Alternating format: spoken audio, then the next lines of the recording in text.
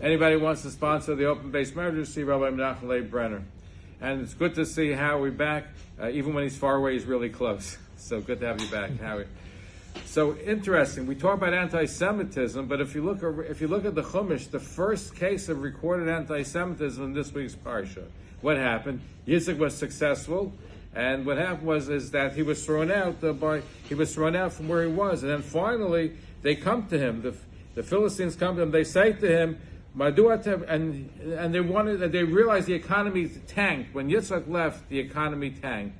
So what happens? They come to him, and Yitzchak says to them, and Yitzchak is very forthright. He doesn't mince on the words. Here's what Yitzchak says: why do you come to me? You hate me. You threw me out. And now you say, we see that Hashem is with you. Let's make a treaty between us. We didn't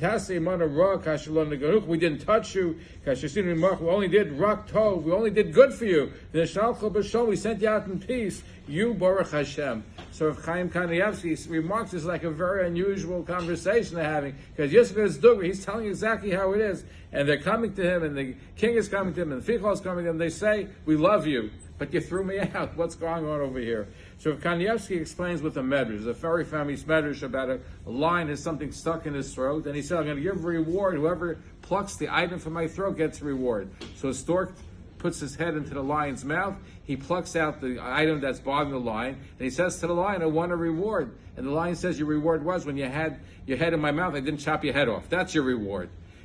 And we find something similar, by the way, in Megillah Esther, because if you look at Megillah Esther, is when the king had trouble sleeping at night, he says, bring me the Chronicles, and they read that Mordechai saved the life of King Achashverosh.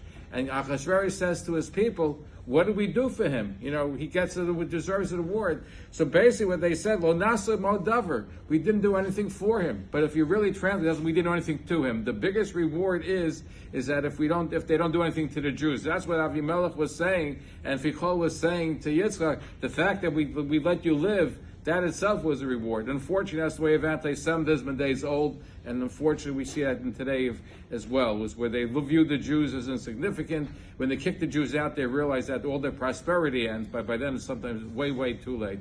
Have a wonderful day.